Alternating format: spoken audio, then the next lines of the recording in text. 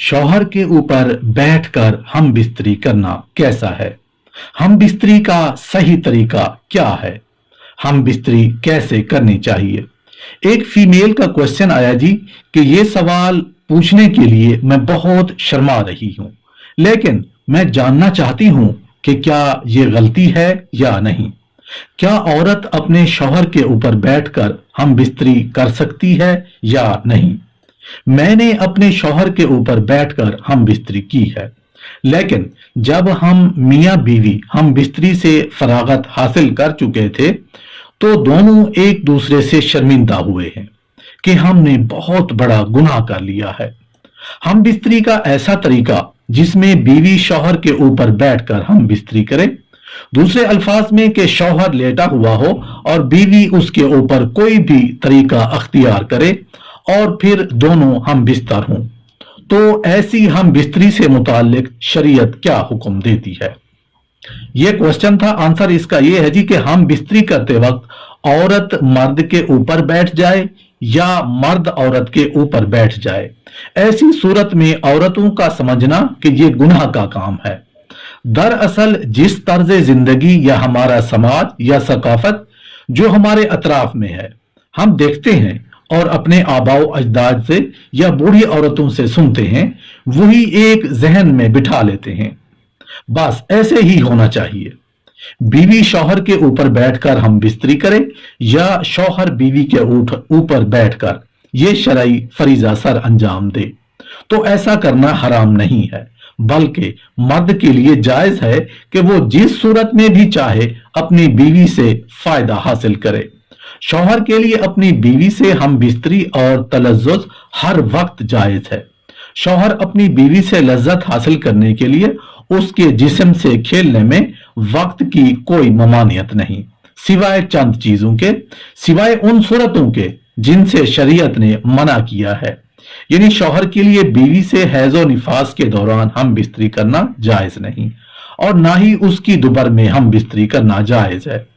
अपनी बीवी से हर तरीके पर फायदा उठा सकते हैं, आगे की तरफ से भी और पीछे की तरफ से भी, बस दखूल सिर्फ आगे की तरफ ही होना चाहिए। यानी जो आपका उज़्वे तनासुल जो दखूल है वो सिर्फ औरत की सामने की शर्मगाह में होना चाहिए। पीछे से भी आकर अगर आप इससे लज्जत हासिल करना चाहते हैं तो पिछली शर्मगाह में नहीं, बल्कि उस शर्मगाह में जो सामने है जिससे बच्चे पैदा होते हैं। और उसकी वजह बताई है क्योंकि अल्लाह ताला ने कुरान करीम में फरमाया है कि ये औरतें जो तुम्हारी बीवियां हैं ये तुम्हारी खेतियां हैं। उन खेत की अल्लाह के रसूल सल्लल्लाहु अलैहि वसल्लम ने भी खेतों से ताबीर किया है। तुम्हारी बीवियां तुम्हारी खेतियां हैं, अपनी खेतियों में जिस तरह चाहे आओ। अलबत्ता रसूलुल्लाह सल्लल्लाहु अलैहि वसल्लम के फरमान के मुताबिक बीवी की पिछली शर्मगाह में उज़्वे तनासुल दाखिल करना हराम है, क्योंकि अल्लाह के रसूल सल्लल्लाहु अलैहि वसल्लम ने इस तर्ज पर के पिछली शर्मगाह में दाखिल किया जाए ये जायज नहीं। तो अगर बीवी शौहर के ऊपर आती है या शौहर बीवी के ऊपर आता है या औरत के पीछे से जो सामने वाली शर्मगाह है उसमें उज़्वे तनासुल दाखिल किया जाता है, तो ये तमाम तरीके जायज है और अल्लाह ताला ने उन्हें उसमें कोई ममानियत की दलील नहीं है। बेशक अल्लाह ताला हक बात से शर्म महसूस नहीं करता, लेकिन इत्तिबा का कहना है कि हम बिस्तरी का ऐसा तरीका जिसमें बीवी शौहर के ऊपर बैठकर हम बिस्तरी करती है, तो ऐसा तरीका शौहर के लिए नुकसानदेह है, क्योंकि बीवी शौहर के ऊपर लेटेगी तो उसका पानी यानी बीवी की मनी शौहर के उज़्वे तनासुल यानी आला तनासुल पर उतरेगा और ये उसके उज़्व के लिए खतरात का बायस बनेगा। इसमें कोई शक नहीं कि इस तरीके से हम बिस्तरी करना हलाल और जायज है, लेकिन शौहर पर लाजिम है कि वो इस तरीके से बचे, क्योंकि ये उसके लिए नुकसानदेह है। बीवी से हम बिस्तरी की बदतरीन कैफियत वो है कि हम बिस्तरी के वक्त शौहर नीचे और बीवी ऊपर हो। कुरान और हदीस के इशारात और तसरीहात से तो इसकी नफी होती है, यानी कि ये जायज है, लेकिन इस कैफियत में तिब्बी नुकसान का भी पहलू पोशीदा है, इसलिए कि इस सूरत में शौहर की मनी का अखराज पूरे तौर पर नहीं होता उज़्व तनासुल में उसका कुछ हिस्सा रुका रह जाता है जो बाद में सड़ता और नुकसान और फसाद की मुख्तलिफ सूरतें अख्तियार कर लेता है। नीज इस सूरत में मर्द के उज़्व तनासुल में बीवी के उज़्व मखसूसा से बहुत सी रतूबतें आकर जमा हो जाती हैं। ये भी मुख्तलिफ पहलुओं से नुकसान का बायस है। इसका मुस्तकिल नुकसान अपनी जगह है कि हम बिस्तरी की इस हैयत में इस तकरार हमल और बच्चे की पैदाइश का इम्कान बहुत कम रहता है।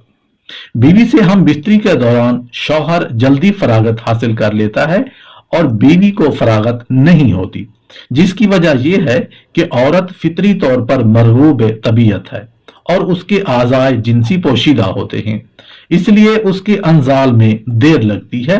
मर्द गर्म तबीयत और उसके आज़ाए जिनसी जाहिर और बाहिर होते हैं, इसलिए वो जल्दी फरागत हासिल कर लेता है। बीवी से हम बिस्तरी यानी मुबाशरत के दौरान अगर शौहर पहले फारिग हो जाए तो उसे बीवी के फारिग होने तक इसी हालत पर बरकरार रहना चाहिए, और दोनों के सुकून और फरागत की अहम अलामत यह है कि उन दोनों को ज़हनी और जिस्मानी इत्मीनान हासिल हो जाए।